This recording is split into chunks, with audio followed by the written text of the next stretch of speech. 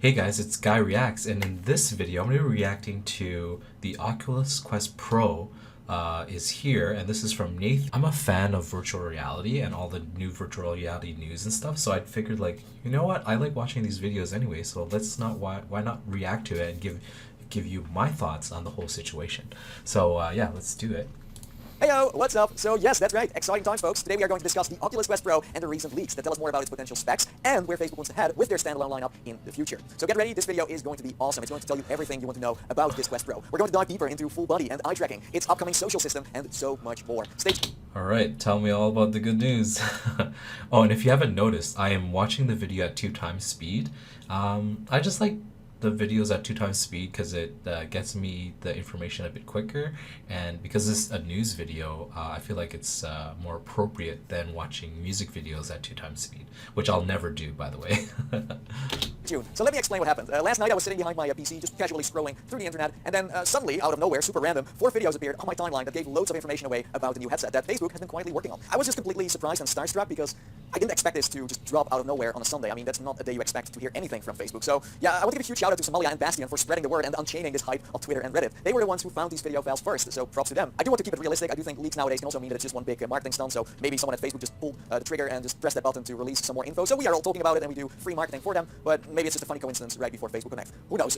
With that being said though, let me give you a rundown of all these videos, starting with the first one that gives us a closer look at the headset and, oh yes, its new controllers. As the videos are real short, I am going to be looping them so it's easier for you to follow. Thank me later. So what you see in the first video is a woman who puts on the supposedly Quest Pro and starts using it with hand tracking. She's just chatting with her colleagues, I think, and it's probably Facebook Messenger we see. It could also be a brand new chatting program, but I think it's just Messenger as they recently implemented that. So if we enhance on the headset itself, then we could say that compared to the Quest 2, it seems like the Quest Pro has become a lot smaller in design. And surprisingly enough, it goes back to the original color of the Quest 1. And it's now using a more goggle/glasses style shape. I do think this is going to be the standard moving forward. It is more friendly and looks more appealing to the mainstream audience, I think, than a big box on your head. So I do think that the glasses/goggle style that they're going for here could be a huge success in the future. Although one thing that is quite noticeable is that this headset doesn't have anything on the sides that blocks the light out. I personally think they are going for 2 options. You can I don't know if I'll like this. Or what if this is just kind of like Facebook or Oculus's foray into the business market, where it's like you know how, because the Quest 2, right,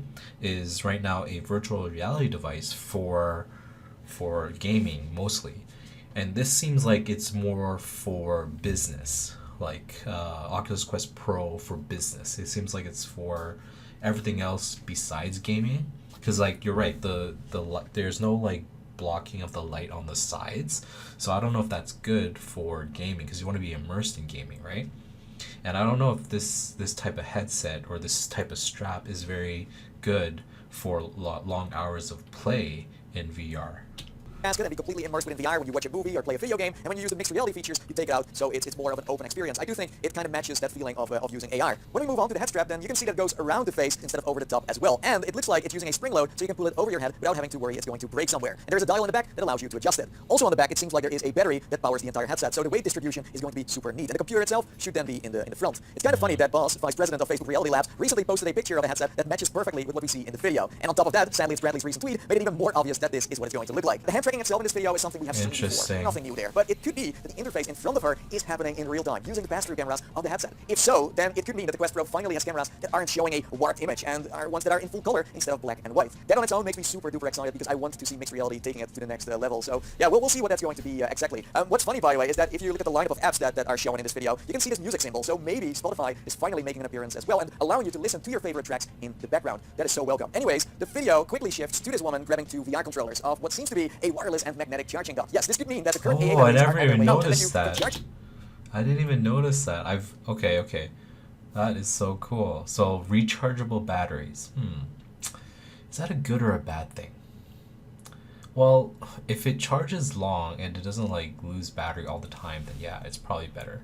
Then you don't have to worry about buying AA batteries. Because right now the Quest 2, the controllers itself uses one AA battery for each controller.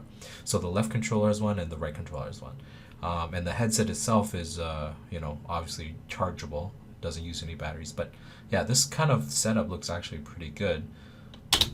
your controllers at home with a power supply that leads to the charging dock. Or you can wirelessly recharge it for when you are on the road. I don't know if this charging dock is going to be something they are going to sell separately or if it's going to be included in the box. I mean, they are calling it the Oculus Quest Pro, so I do expect this to be bundled. And another thing that I hope is that you will still be able to also charge with cable. So you can just choose between taking this whole charging dock with you or just a cable and an adapter. So we'll see. What's even more peculiar is that the controllers look more lightweight than ever before. They have no tracking rings and the surface is significantly smaller compared to the Quest 2's controllers. If the haptics have been improved as well has yet to be seen, but I do hope they are going to pull tricks like PlayStation does with haptic triggers. That's like awesome stuff. If we pause the video and zoom in, you can see that on the charging dock there is room for a headset too. So you will probably be able to charge the entire bundle. That's a nice addition for sure. Now this is pure speculation, but based on previous leaks, we have seen these controllers before. That's a fact. But strangely enough, those were white. So maybe you will be able to upgrade your Quest 2 with these new controllers. Or there's another headset in the works that we haven't seen yet. But I honestly think the first option is the most logical, that you just get to upgrade. But with Facebook, you just never know. So the video that I just showed you ends with a virtual blueprint of a building. This could be happening in mixed reality, it could be simulating a form of AR, but that's something that is just not clear from watching it. It could also just happen from within VR, but I just hope, as I said, that it's going to be full RGB see-through and no warped image anymore. Hold on a second.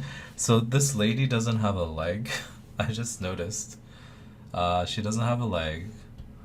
She looks of mixed race.